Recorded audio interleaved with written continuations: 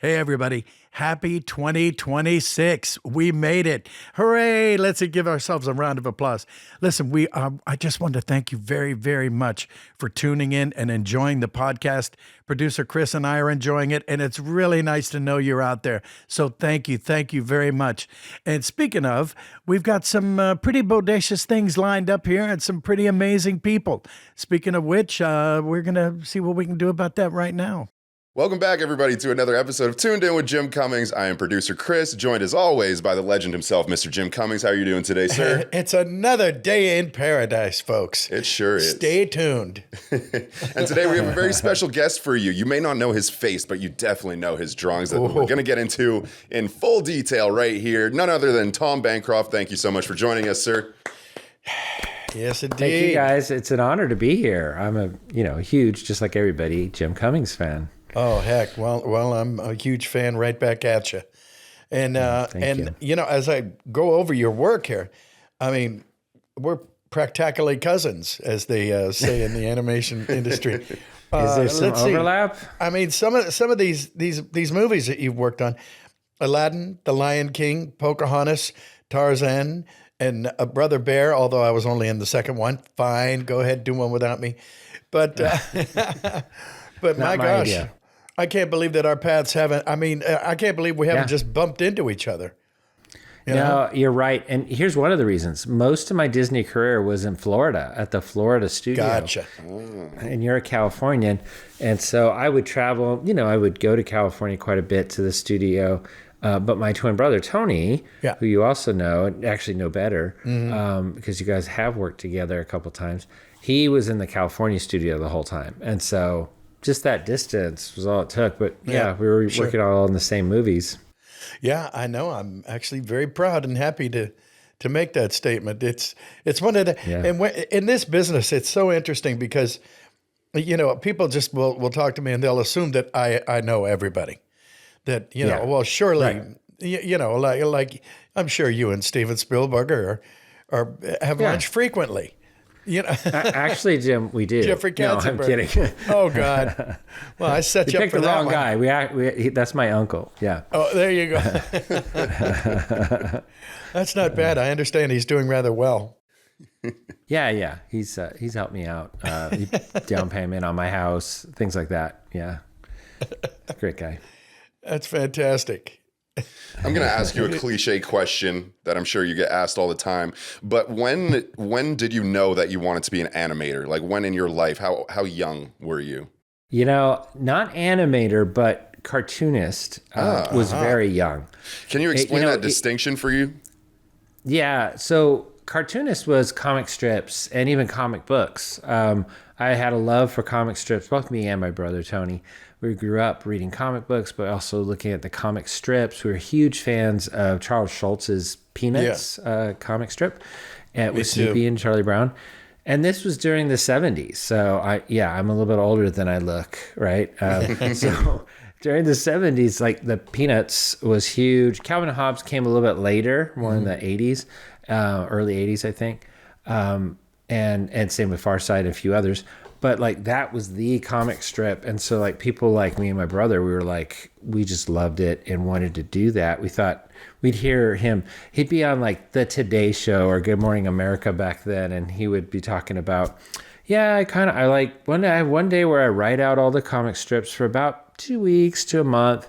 Then the next day I draw up about almost, 2 or 3 days worth. And then the next day I do another 2 or 3 days worth. So pretty much I'm done by 4 o'clock every day, and I go golfing or to my skating rink, and then the next week I can take off the whole week because I've done like 3 weeks worth of work in 1 week. We heard that and we were like, oh my gosh, this sounds like the best job in the world. Yeah, it does. And you get to draw your own characters. You're writing it and drawing it. You have sort of all the control. We didn't know that one cartoonist could do that you could kind of control your destiny. Honestly, for me, that's kind of what that dream started as. It sounds very entrepreneurial of me to say, and it is. It's kind of where I get my entrepreneurial kind of sensibilities, is I thought, oh, that person can be kind of left alone, do what he wants to do, and people buy it. Like, that's a dream.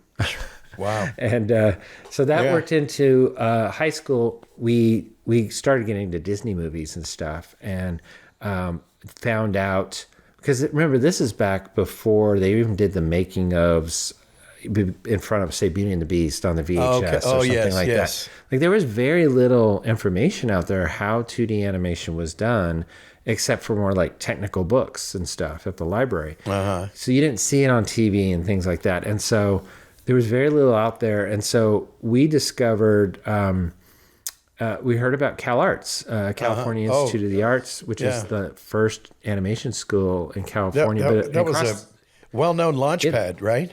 Yeah, in the world, it was one of the very first animation training schools, and co-founded by Walt Disney.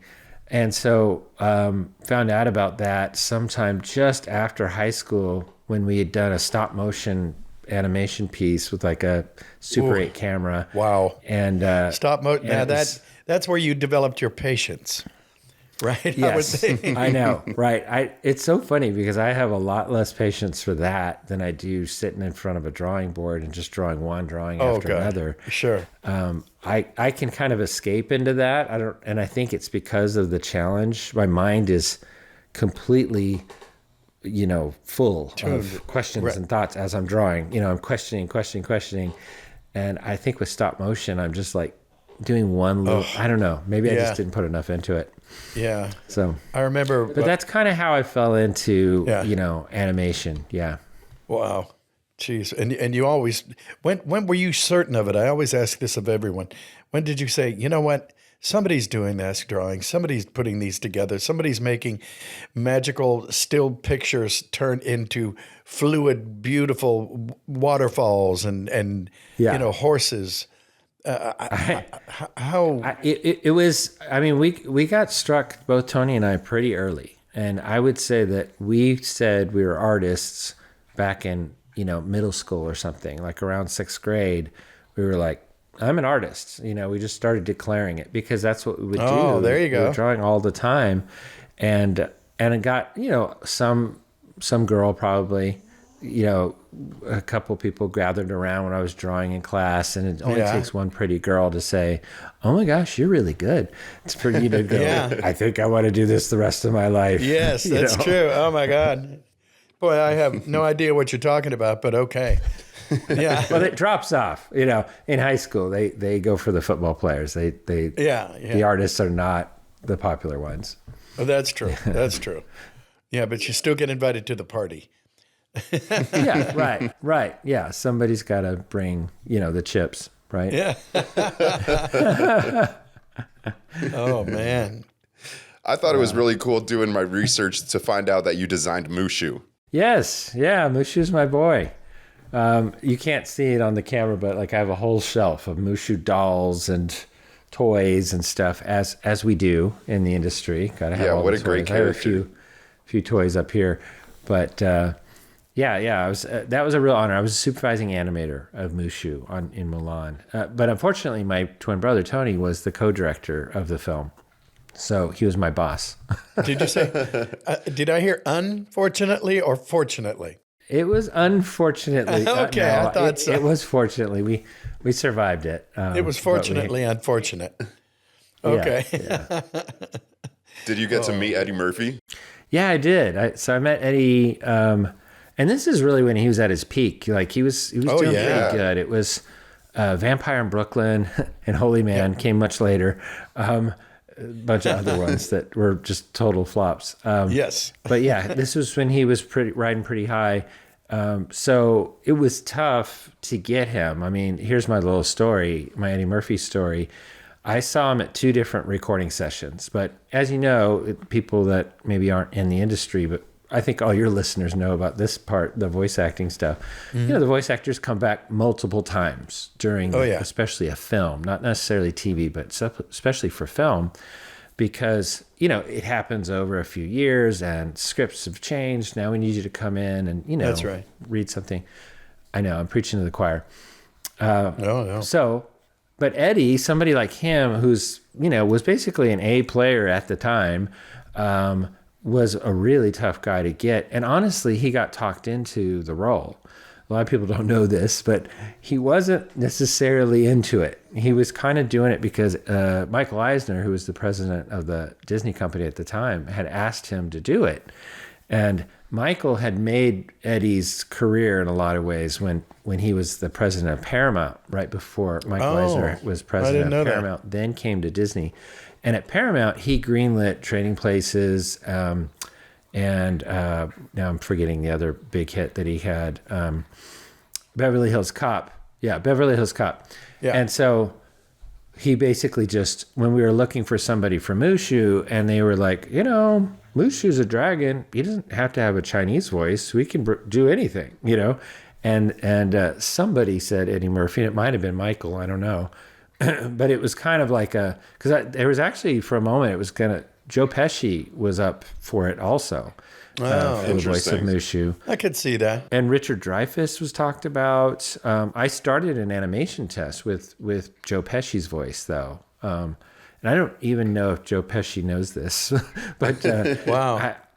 I imagine they asked him, but he might have said no. I don't know. But he was actually the first person that I think they approached.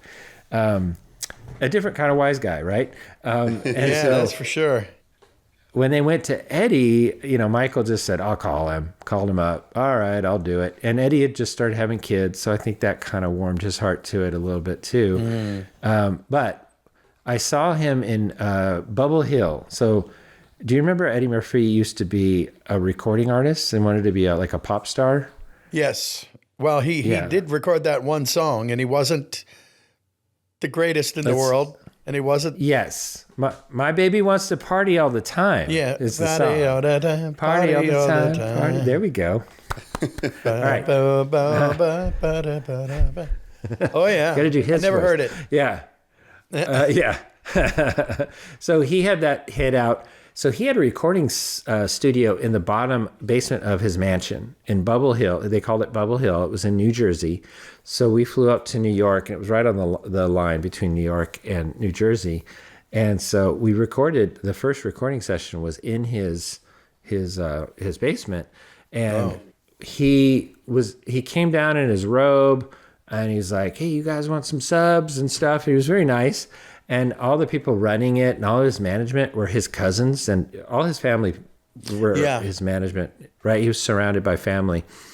And anyway, they were running all the things and stuff. And so he comes down, and at first we thought he was prepared. Then we realized, oh, wait, I don't think he's read any of the scripts before, because he goes into it. Now, honestly, it worked out fine because we just wanted Eddie Murphy. We wanted him doing him. We weren't going, think of some new way into Mushu. No, just say these lines and they were kind of written for him too.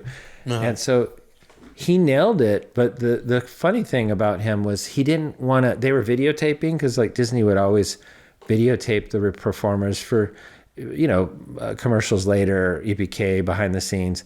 And so, and for the animators to have for reference sometimes too. And he said, no.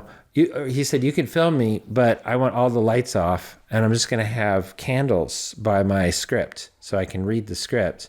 And that's all. He wanted it almost completely black in there. And so the video, I've seen it. This is old videotapes too.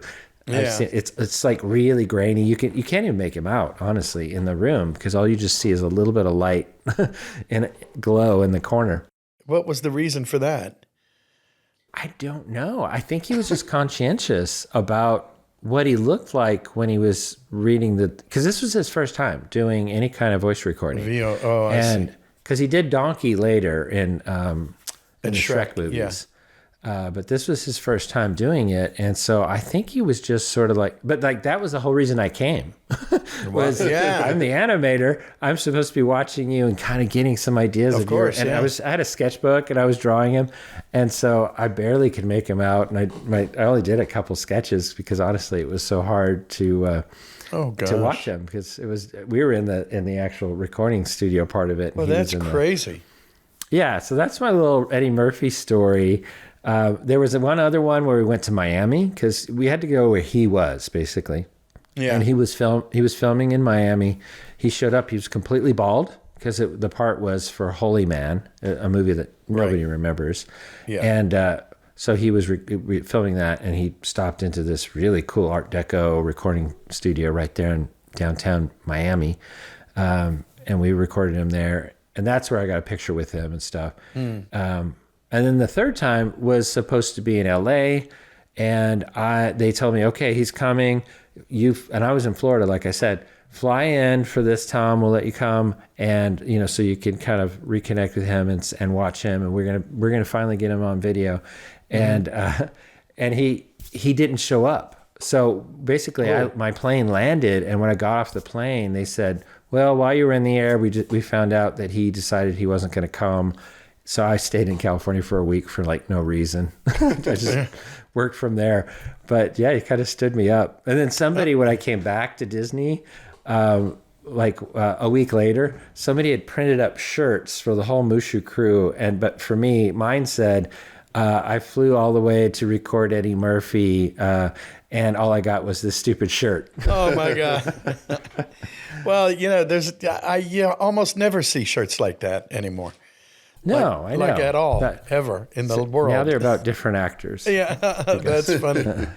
Oh God. Well, you got a hell of a story out of it. Yeah, I did. And then I assume you eventually got together. And how does that work? Do you, because Mushu and Eddie don't really look alike. No, yeah. Just a casual observation there.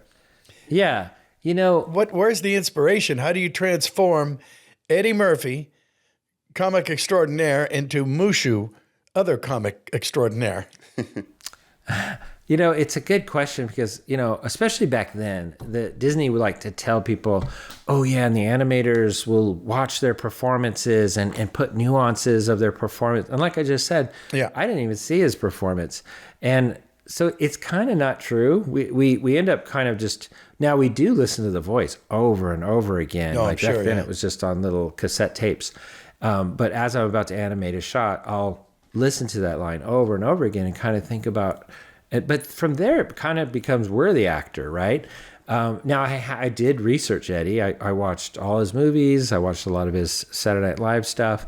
And so I did kind of know some of his mannerisms. Mm-hmm. And so I do think that, if you watch Mulan and watch Mushu, I think it just feels like him. A lot of that, though, is the voice coming out. Like, you hear his voice coming out, you think it looks like him kind of. And so some people think he looks like Eddie, but you're right. He doesn't look anything like Eddie. He kind of acts like him a little bit, but it's really me and Eddie as actors combined, Yes, that's right. I'm sort of acting it out and thinking about, where do I want to do the head tilt? Am I going to point?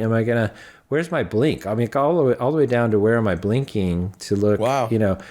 I never thought of that. You have to think of every little minute, because it's just a frame by frame thing at that point. And so you have to sort of like act it out naturally. Oh yeah, I guess I would just wait a second, and you're starting to think about how, and then you analyze it. Wait, what did I just do? I did this, I tilted, I pointed, and that's kind of, it's like acting in slow motion.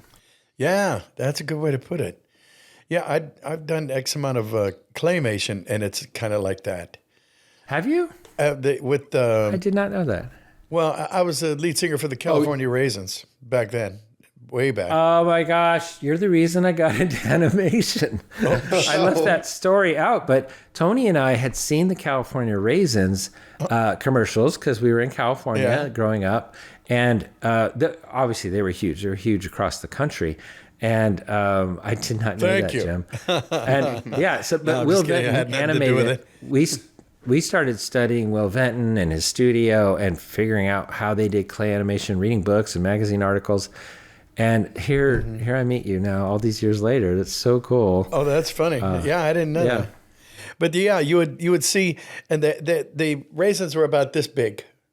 But that big? Wow. Yeah, they were bigger than you'd think. A little smaller.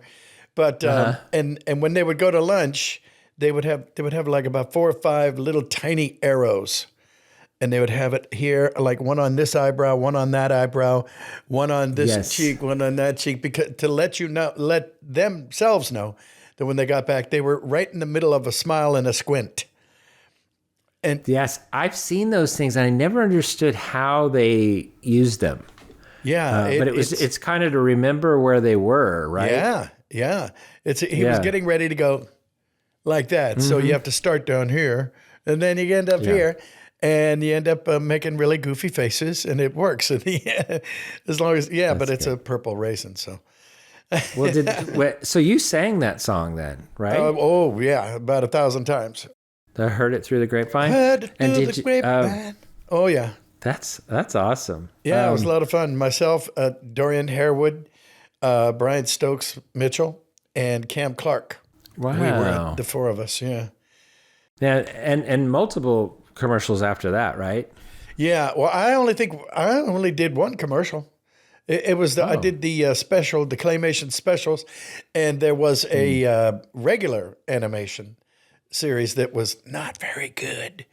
Right. And it lasted. Was it CG or 2D? No, it was had to just be 2D. What's it? Yeah, it sure was. And and it just I think part of the appeal of it was the visual, the fact that they were these little clay guys doing all these dances and everything. And and I went up and watched them, and it was so funny because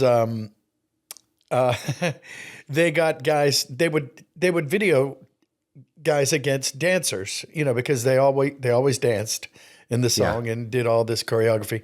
And there was a big screen in the background, and it was all checks, so that I'm sure that they could center, and I'm sure you would understand that. They could judge how far the distance was from the last pose to the next one. Yeah. And they would play a song, for instance, and they would the three in the background singers would start dancing. And for some reason, and it was three black guys in the background, and then this little blonde chick out front was me. And I'm going, wait a minute, how come I'm a blonde girl? She was doing your moves. Oh, okay. But they were that's cool. Your character. But that's where they got the dancing from. Because if you think about it, that would be impossible to do without seeing it. Yeah. I would think. Now, how about for the face, though? Did they shoot you singing the song? Or yeah, they sure did. And one of my favorite things is Dorian Harewood, good buddy of mine. Haven't seen him in a while, but he had this one laugh, and he played, I want to say he was Stretch, and he played the bass. He was the bass voice. And he would throw his head back and laugh. And for one freeze frame, they literally used Dorian's face. And if you see it, you're going, wait a minute, what just happened? And it's a split second. It's one of those things that, I guess you would, what is that called? A frame, like a little something that they threw into the background, like in Princess and the Frog. Oh, like an Easter egg? Easter egg. There we go. I knew it had, couldn't have been Thanksgiving. Anyway, yes, it was a little, that was a little Easter egg. So I haven't thought about that in 100 years. I'm really happy now. Yeah. Oh, good. So I love the old days. Like, I grew up in the 70s and 80s, and so like all that entertainment is the stuff that's very nostalgic to me, because that was my childhood. Chips and Mork and Mindy and all that. But but especially animation wise, that was huge. That influenced a lot of people. California Raisins. Oh yeah, that's true. Did you have heroes of animation? I mean, the famous 7 old men, 9 old men. 9 old men. I mean, I because I kind of didn't grow up loving animation, I kind of fell into it. Okay. Doing stop motion and then going, wait, I already draw. Why not try 2D animation? And then found out about CalArts. I didn't really hear about the 9 old men until CalArts. But I mean, I was still pretty young. I mean, I was about 20, 21. And then, that's the thing you do at CalArts. You kind of pick your favorite 9 old man. And so definitely, I'd say Tony and I both like Ward Kimball a lot. Yeah. Yeah. But most of the CalArtians picked Milt Kahl, because Milt Kahl was the best artist. He really was the best of the 9 in a lot of ways, except for maybe Ward Kimball for the just zany, funny stuff. Yeah. That's what Ward was number 1 at that, probably. Well, Wow. But everybody worshiped Milt Kahl at CalArts. And so, but I was more into, I found out about Glenn Keane when I went to CalArts too. And I was like, oh, this was an animator, present day animator that was at Disney at that time. I'm sure you know him or Yeah, he kind of bridged the gap, didn't he? He did. He was trained by the 9 Old Men. He was that generation. And then Mark Henn came a little bit later. Mark Henn was my mentor at Disney.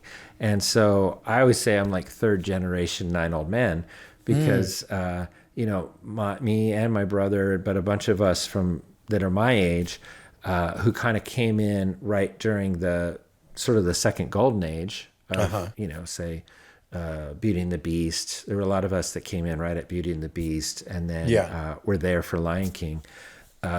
That group, you know, in a way, we were all trained by the second generation that were trained by the 9 Old Men. And so there's quite a little Disney lineage. I love the history and lineage kind of, so do I. How it's been passed on. Yeah, so do I. I really, it's a, you know, I've been a Disney kid my whole life. You know, I remember the first thing I ever became aware of is the world is a carousel of color. And when I knew that was coming on, it was time for Davy Crockett or Johnny Tremaine or Swamp Fox, you know, because I'm a bit older.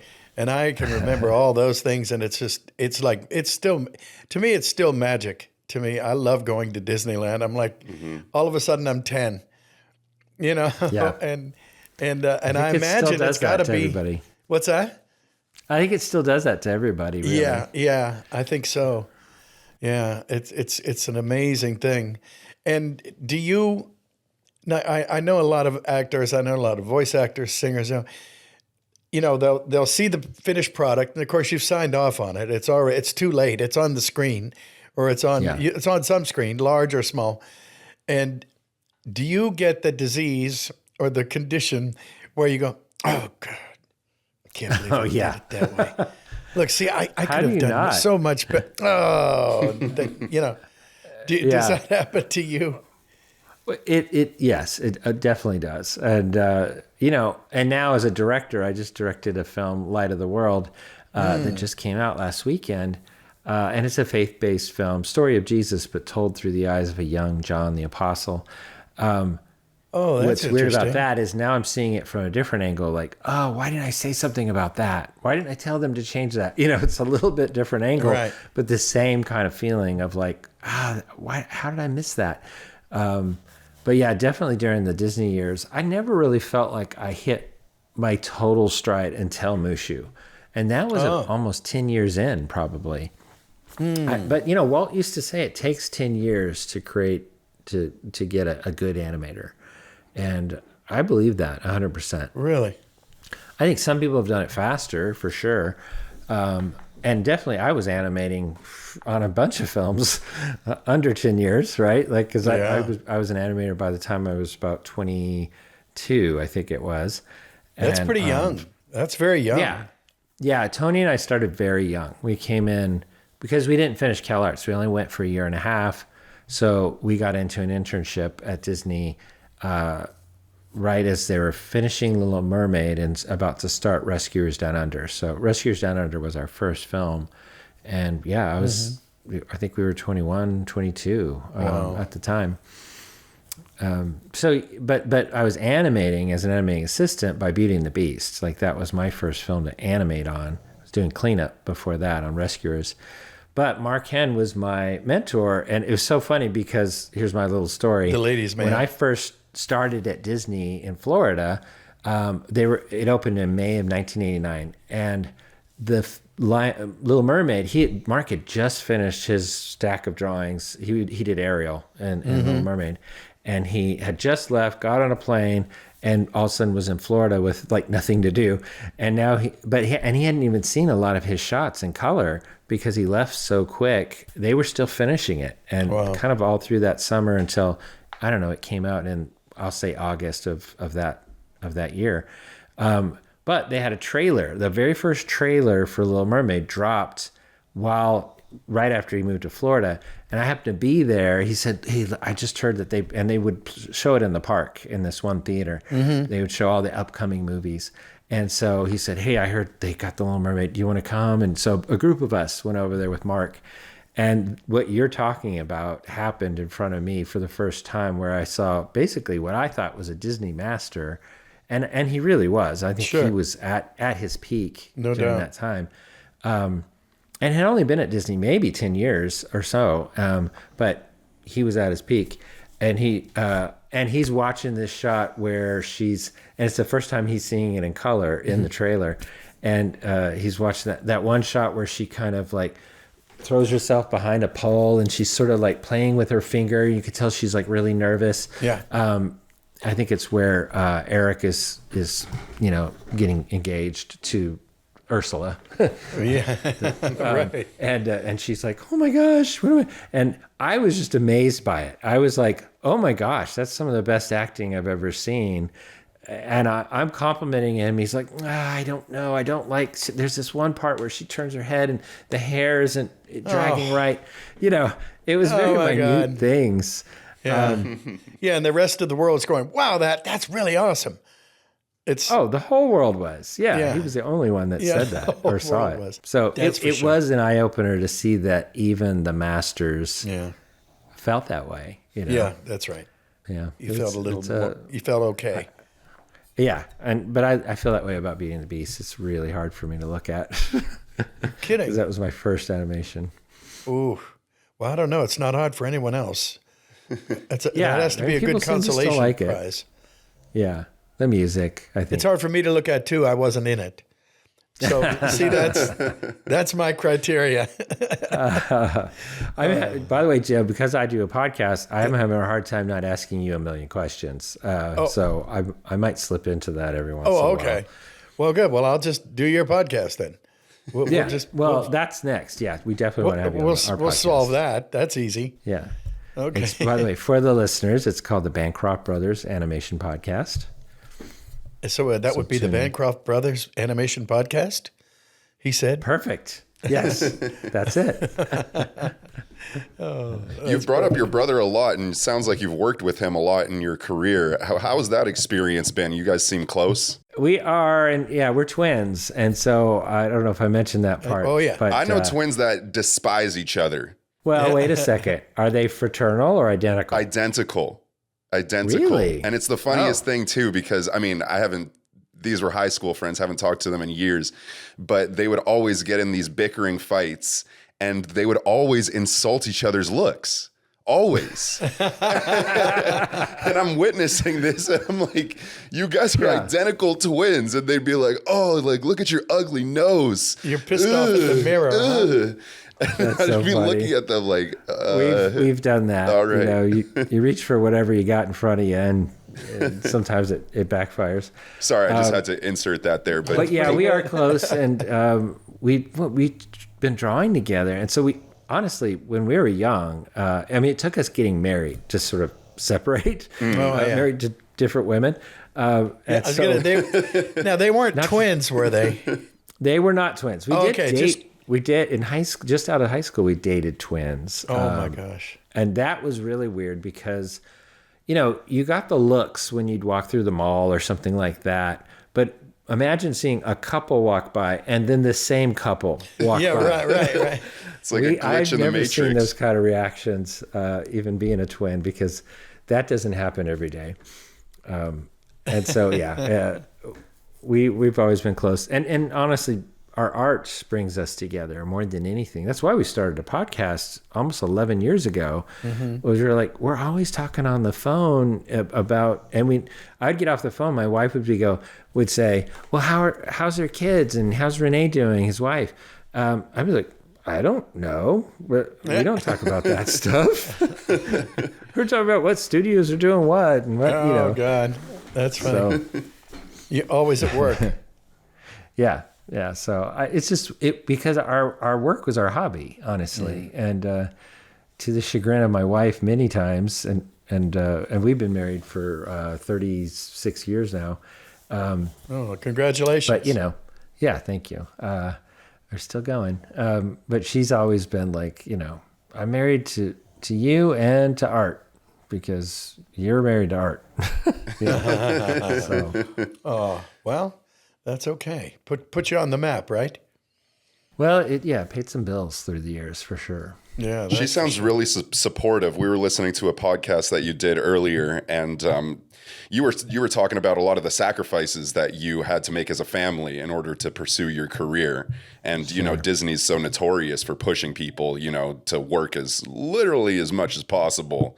What was that experience like for you as a father and a husband? Yeah, it was long hours during those years. They were kind of known for that, is that when get into a crunch time, every single film would have a crunch, and it kind of became accepted as part of the process, right? You know, we're going to make a last minute change, and everybody's going to have to work weekends for months, you know, and late hours. And there were many times on Mulan, I would sleep at the studio. Honestly, I'd just sleep in. Or actually not sleep. I would just stay up all night animating. Oh gosh. Yeah, because there was no place to really sleep. So, and just for context, how old are you at this time? Like, what year is this? I'm in my 30s probably then. But by the time Mulan came along, but I mean, staying to midnight was not uncommon. It was just going past that would be a little less common. But those are long hours. You know, we were there at the beginning of the day, and we would stay 12, 14 hours. And that's just during the crunch time. There would be times where a film is just starting up, and actually, usually they were behind. And that's what would happen. Every film seemed to start late by a month, 2, 3 months sometimes. We'd be just sitting around, honestly, not doing anything, but getting paid. So there was a perk to that. We were playing video games and all that. And then slowly but surely, they'd be like, well, one sequence got approved, so this group of people can start on it. So a few people would start working. Then another sequence gets approved. So, okay, that's going to feed more people. And, you know, pretty soon the whole studio is going, but it's a slow ramp up into everybody's working. And then there's also, you know, departments that don't get work for much later. You know, have to animate a scene before somebody can ink and paint it and things like that. Right. So the end people would really have it hard because they would go for a long time, and they'd be the last people off the last film, so that helps. But then they'd have their gap, but then they would hit every time. Like there's certain departments at the end of the production cycle, ink and paint, and compositing and things like that. But especially those people would really get hit hard every single film because there's always bound to be some lateness. And so. But we would do the overtime early to get them their work at least sooner than than later. So there was a trickle down, but it was always a lot of work. And so to your question, you know, it was the sad part was they called our wives. There was a saying they were called Disney widows, and that meant basically you marry an animator at Disney and you're going to be a Disney widow. Wow. I never heard that one. Yeah, it was a saying within Disney, especially during the 80s and 90s. Sure. 90s and 2000s, actually. That was just the lifestyle, and it was sort of accepted from the top and kind of pushed. So, we loved it. And that was the other part is you get addicted to it to some degree. You, as an artist, you're like, all right, you're trying to move up the ladder. They're giving you better and better scenes, and you're starting to sort of stick out. You don't want to lose a step, so you just work harder. And so that was pretty much what Mulan was like for me. I kind of finally hit that level I wanted to hit that I was striving for. And so, like, we had a daughter during that time, Ansley, my middle daughter, and I hardly saw her at all when she was a baby, because I was just on for those first few months because I was on overtime during that time. So, and that led to me getting sick, honestly. Some people, it was carpal tunnel. A lot of carpal tunnel was happening with the cleanup people during those years. I was going to ask you about that. That sounds like literally a lot of work on your hand. Well, especially if you're somebody that holds the pencil hard. Yes. They would be working long hours and little details, and you're holding it so hard. I mean, it's all right in here. Animators would too, but mostly cleanup because they were doing the really tight detail work. And it affects people, would succumb to it too. So, we would have, this is the other part, but some people don't know, what Disney would do is they would feed us. And that's where the free meals would come in. They were like, okay, well, we're going to take care of you. Because we would grumble. We'd start to get kind of moody.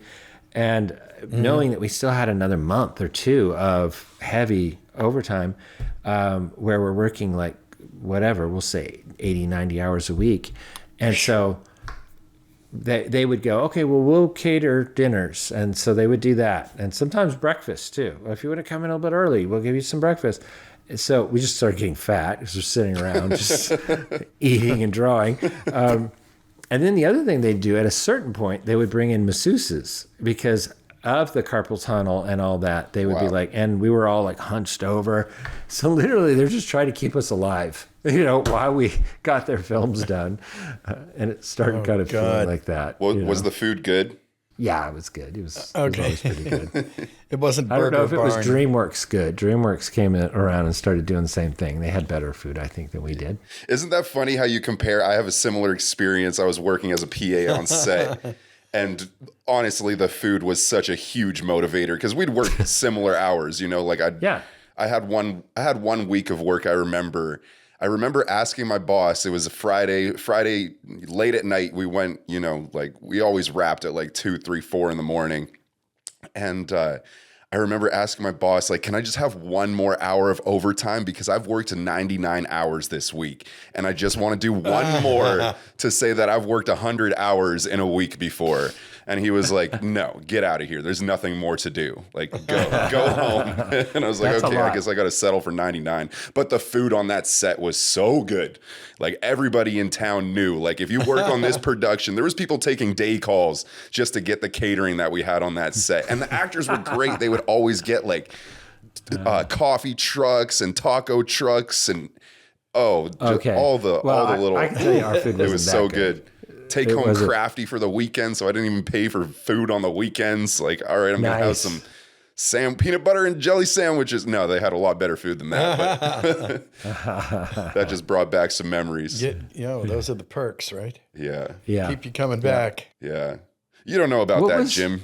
Yeah. You don't know about that. You're in and out. They don't have time to feed you. That's true. That's very true. Okay. I don't know enough about you, Jim. This will be for our podcast, but I gotta ask you one question because it keeps popping up in my head.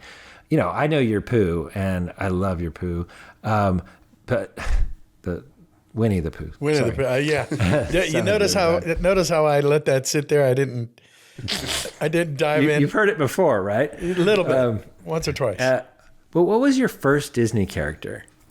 It was Lionel, the lion, in Dumbo Circus, way back when, in the mid '80s, and it was like a preschool TV show. It was. I would say, maybe up to first, second grade, whatever. But it was people in costume. It wasn't animation. It was the Left Coast Productions. God bless them. They had done a Winnie the Pooh project prior to that, and it was people in costume again, and it was the I great. Remember that. Hal Smith, Otis Campbell, and of course he played Owl in Winnie, and he also played Pooh in that one, and then before Winnie the Pooh was back in the mid '80s. But I was Lionel the Lion, and basically, since it was people in costume, he was pretty much Timothy the Mouse from Dumbo. But they couldn't have, even if it was a little person, they couldn't have a 3.5, 4 foot mouse. That's a big mouse. It still looks weird, yeah. And they made him a little lion cub, and it was pretty much the same guy there, and he was Dumbo's pal, and so that was my first gig. And you can't find it anywhere. New Yorker? A little Chicago, city boy. Chicago. Mm-hmm. Yeah, something like that. But that was my first gig. And I love that. Yeah, and it worked out. They were doing 65 episodes. It was the first time that concept had just was aborning then, and it was great. It gave me. I didn't have an agent at the time, so I got that job, and then that job kind of forced an agent to say, "Oh, okay, you're already working. Oh, well, okay, I'll take it. Here, come here." And then I started doing radio and TV and the rest, and now I get to hang out with you. That's so. Great. That's great. Yeah. Did you always know? I don't know if I asked you this, but I always knew that I was going to do what I ended up doing. Did you have that bug? Really? Voice acting? You knew it even as a little kid? I was five. Yeah. I saw How Mel. did you know that was a job? Well, I saw Mel Blanc on TV, on Jack Benny. Yeah. And my dad, and we were sitting there, and I remember the skit. And Mel Blanc was, he had a big giant sombrero, and of course a 3-piece suit and a serape, the blanket over it. And it's like, well, it's really lovely to meet you, Dad. Now, what is your name, sir? Cy. Well, that's a nice name, and I haven't had a chance to meet you before, so I'm glad you're here. So, okay, and you can see where this is going. Yeah. And my dad says, "You see this guy?" And I said, "Yeah." He goes, "His name's Mel Blanc. You know what he does, don't you?" And I go, "No." He does all the voices for all the Bugs Bunny and the Tasmanian Devil and the Sylvester and all that Daffy Duck. That's him. And I swear, I remember thinking, well, nobody thinks he's weird. He doesn't have to stand in the corner for doing all that. I'll just do that. When I get big, when I go up and be smart and blah, blah, I'm going to do that. So I did. Amazing. I mean, how many people say that at 5 though and don't do it, right? Like, it's rare that you stay on that track. Yeah. Especially kids today. I'm going to sound like a grandpa, but I have 4 daughters. They're all grown now. Yeah. But most all of them did not know what they wanted to do all through high school, all through, even into college. They're like, "Oh, I'm undecided. I'll figure it out." And they did. But back, I feel like, and I'm going to speak for both of us, I guess. Sure. But I feel like back in our earlier generations, there was 2 paths. You either knew exactly what you wanted to do, or you were just going to work. And work was about just making money to put food on the table for your family. It was like a different mentality. Yeah, that's right. There were people that had careers, and there were people that just worked, and they would work and work. And my father-in-law is kind of like that. Yeah. And kind of fall into a career doing that. Yeah, that's right. Yeah, there wasn't necessarily a focus on any vocation. Yeah. Careers and vocation, that kind of felt like it came later, more in the 80s and stuff. Yeah. I don't know. But, there obviously there were some people that were doing that. But yeah, well, like my dad came up during the Depression, and I can remember him asking me, "So what are you going to do here, son?" And I go, "Well, I think I'm going to do," and I would point to Mel Blanc or something. And I was in speech class. I went to speech tournaments all over, and I won all of them. Thank you, Lord. Wow. But and I was in humorous interpretation is what it was called, and I did all the characters and Guys and Dolls, and then I did all the characters in No Time for Sergeants. And so you're doing voices while you're... Right. I did all, I'm getting in arguments with myself and apologizing and to myself, and then, all of that stuff. And I did really, really well. And I told my dad, well, I'm just going to keep doing that. He goes, "Yeah, I know you are, but what are you going to do?" No, I'm going to do that. That's your plan B, kid. Yeah. Well, I didn't have, yeah, exactly. I didn't have a plan B. I said, no, it'll either be, I'm going to make my living drawing or painting, doing something, or playing music or singing or playing drums. And then, and I was in a lot of bands, and I played drums in most of them, but the only one I ever made any money in, all I had to do was sing. So I just had to carry a tambourine. So that was great. I said, well, hell, I'm doing this. Yeah. The drums are great, but there's plenty of drummers. Yeah, and they're all in the back. They're all in the back. Yeah, they got girls too, but not as many. Right. So, the great motivator. And here we are. Yeah. Well, that's great. Although, I don't think that Winnie the Pooh was ever a chick magnet.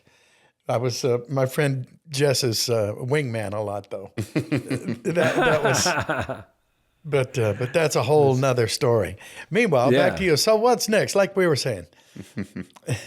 Oh, yeah. Well, you founded an animation studio called Pencilish. How about you tell us about that?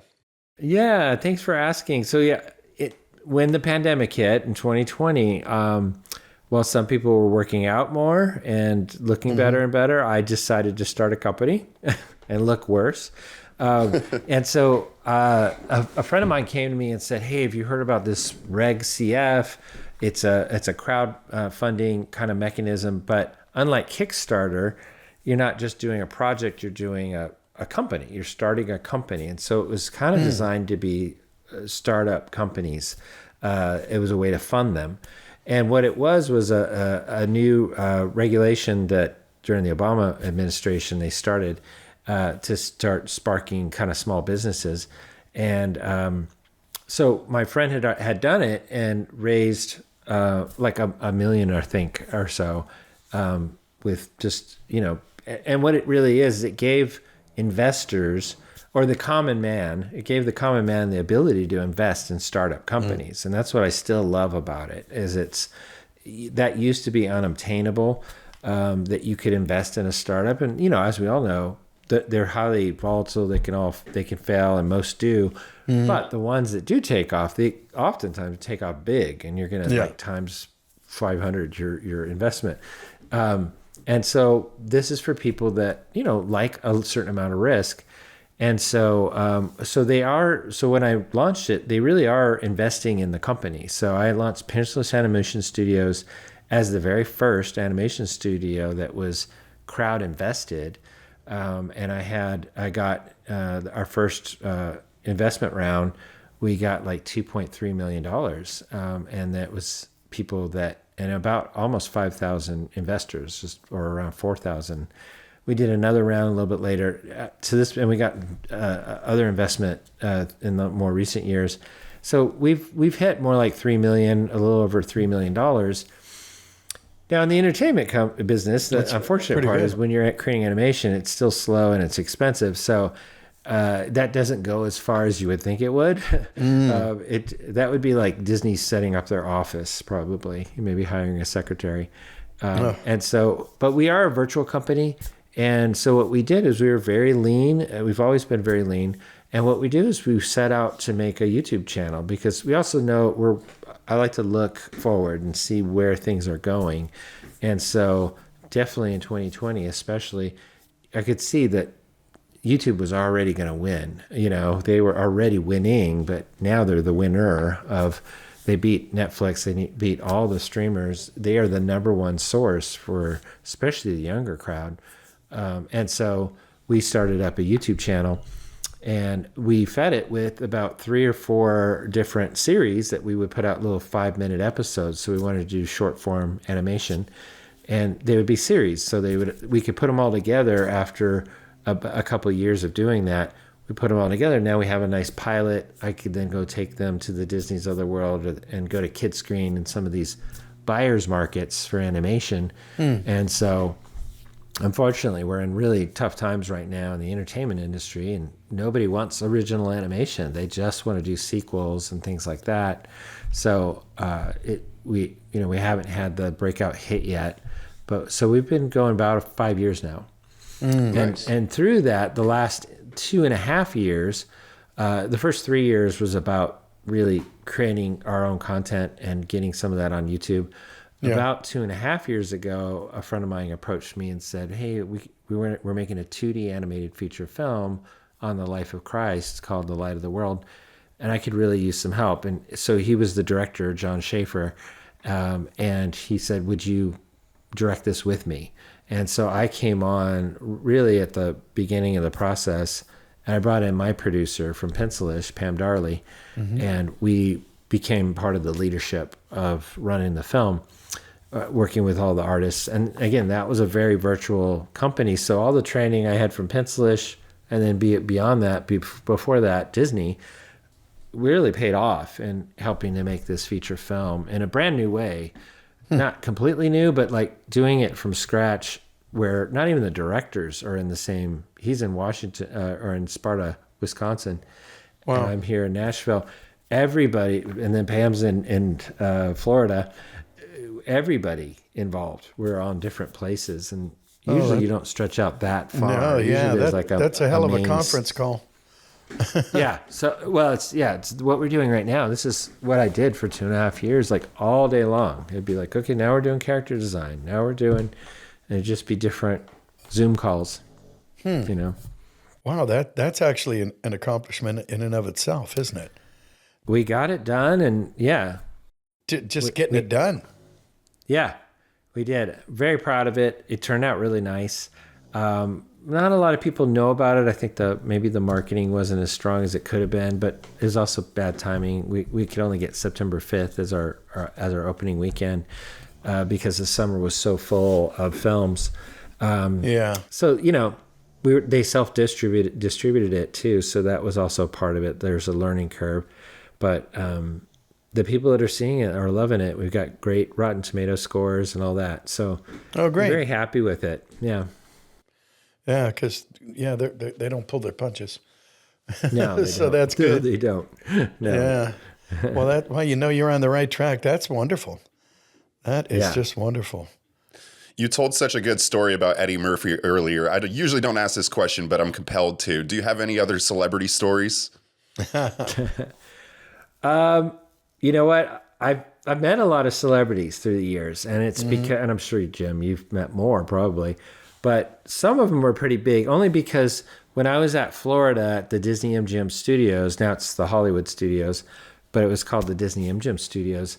That first, say, 5 years was really weird because Hollywood, the world, was just fascinated that Disney had opened up this new studio, but Hollywood was like especially fascinated because it was like they were, it was a tribute to Hollywood. It was in movies, right? Disney MGM Studios was.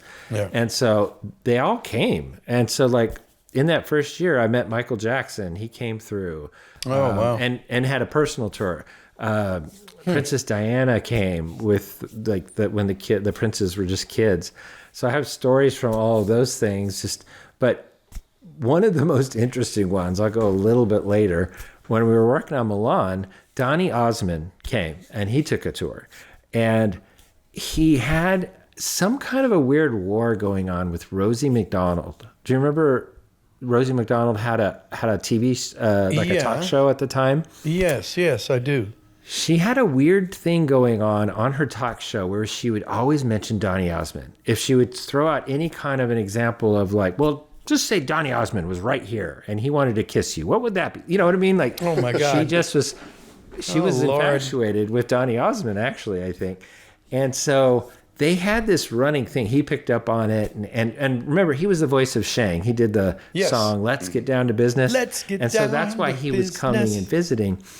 And I happened to be, so what happened was behind the scenes, like within a week of him visiting us at the studio, or maybe just a few days, there was some big blow. And it was really just a publicity stunt, I'm sure. Sure. Oh, yeah. But he had been invited finally to come on to her show, and something happened where he couldn't make it. And then she just roasted him to her audience, saying, oh, Donnie didn't want to come. I guess he doesn't like me, whatever. Made a big deal about it. It was getting publicity because she was kind of playing it straight and kind of narking on him. And then he was doing, and this was kind of pre the internet and at least Instagram. So like you would just see like news clips of them talking about each other. Anyway, I come up to him. So he's talking to the directors and all that. And I come up to him right then. And Tony's like, hey, and here's Donny Osmond. This is my brother, Tom. And I go, oh, Donny, hey, great to meet you. Big fan. Man, that's crazy about what Rosie just said to you the other day or something about Rosie O'Donnell. Oh, boy. He just goes like, he freaks out. He goes, ah, and he just attacks me and he starts choking me. And he's playing, but he overdoes it and he pushes me back so far that we slam into a door and the door opens and we both fall down into this office. Oh, gosh. And he's now on top of me. And I'm just like, I'm freaking out. I don't know what's going on. And he gets up, he just starts laughing like it was nothing, like kind of like he meant to do it. And everybody's just kind of in shock, but he's laughing, and we're all just like, yeah. He's like, I can't tell you, Rosie's driving me crazy. I don't know what's going on. He's just like flipping out about Rosie O'Donnell. Oh, I happen to say the one thing that set him, I think he did get set off, but like then he overreacted about it. Right. And we go falling into this office. That's the best story I have about meeting a celebrity. That's not bad. That's a good one. Princess Di was just like waving politely to people. Yeah. That's not much of a story. Oh, well, that's not bad. You know, I've never being told that story, assaulted I don't by think. Donny Osmond. There's Yeah, you're in a very small club. Yeah. Being nearly killed by Donny Osmond. Yeah, I think I am. Yeah, there's But maybe less of a club of having Donny Osmond on top of me. I'm hoping there's more people that can talk about that. That's true. Wow. Okay. I don't know like what his wife. Yeah. Okay. I was going to say, my mind is reeling and I can't say any of them. It's probably best you didn't. We saw Donny Osmond at D23 last year, I believe. Years ago. Yeah, maybe 2 years ago. Yeah. At D23, and he was performing that song for Mulan. Yeah. And I could not believe how like spry he was for his age. Like he was like running around the stage and like unbelievable. almost doing cartwheels. Like he was such a performer, and I was just shocked. He's an impressive guy all through the years. I mean, like he just seems to have not aged at all. Yeah. You know? I know. Yeah. Yeah. My favorite thing is he had, because we were backstage at D23 and it's a cavern, and next thing you know, there's this little, his assistant undoes this contraption and unfolds it, and then it pulls up like this, and it was a miniature dressing room. It was about the size of a slightly smaller than an old phone booth. Yeah. And there was a light in the damn thing. And you looked in, and there was sort of there was a mirror there. And Donnie gets in, and he's just dressed in his street clothes. And then he gets out, and he's dressed in his butt-kicking, samurai clothes. And he does this incredible thing with all the staff. Let's get down to business. And it's like this big martial arts choreography. And was everybody he doing went all nuts. the choreography too? Yeah, he was dancing. He was on it. They had like a simulated little fight scene with his like bow staff. Yeah. It was great. It was really good. Wow. He's a performer. Oh yeah. Yeah. Yes, Performers like that just performer. fascinate I me. totally agree. Yeah. Yeah. I mean, I remember the first time I saw him anywhere was the Ed Sullivan Show. Really? And way back when, yeah. I want to say I was a sophomore in high school, so that would probably put him in maybe second grade, right? Wow. And it was the Jackson 5 came out, and the Osmond Brothers came out. They came out almost simultaneously. And then the Jacksons ended up winning the Gold Records Award, but we aren't feeling too bad about the Osmonds either. But it was amazing. And he's this I cute remember little that. kid. I think that was the same performance where then they interviewed Michael and Donnie together. Because I've seen clips of that. Yeah, there's a few of those out there. I think they had a presentation. They presented an award. An award. That's right. And that might have been the thing I saw. Yeah. Yeah, I think so. Academy Awards or something. Yeah. Yeah. But That's what is funny. it, 6 degrees of separation or something like that? Yeah. I think that's 2 for you and I, or no, I think we're down to 1. Yeah. But how many the from Kevin Kevin Bacon Bacon? game. Yeah. I don't know. Well, guys, this has been awesome. It's been great. So Jim, I want to say it out loud so that your listeners hear it. But will you come on to the Bancroft Brothers Animation Podcast? I would love to. Awesome. That was awkward. That I could will have be gone there. badly. No, I don't. Not You hardly. paused. Yeah, let me think about it. Yes, Okay, awesome. that's right. You're all witnesses. We'll arrange it soon. Yeah. Well, that's good stuff, man. Thank you so very much for being here.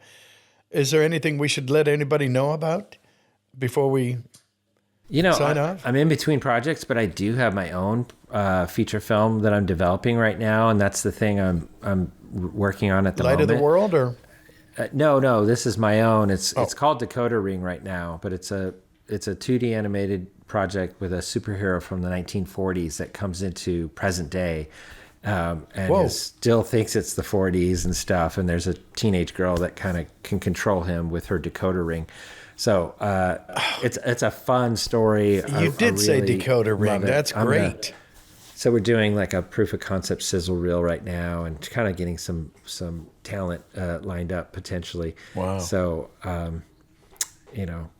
so looking for investors and stuff too. So that's the hard part. Oh yeah. Okay. Well, as soon as you get them, save up enough, and I'll work for you.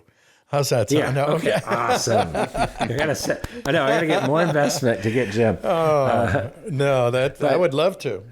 Seriously. I'm gonna call up Donnie Osmond too. I think we need to have you and Donnie.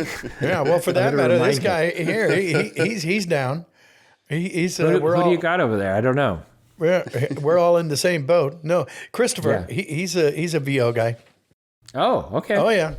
Been known to do a voice or two. Okay, I didn't know that. Okay. So I say full speed ahead, brother. I know. We got it half staffed already. I just need a teenage girl. That's right.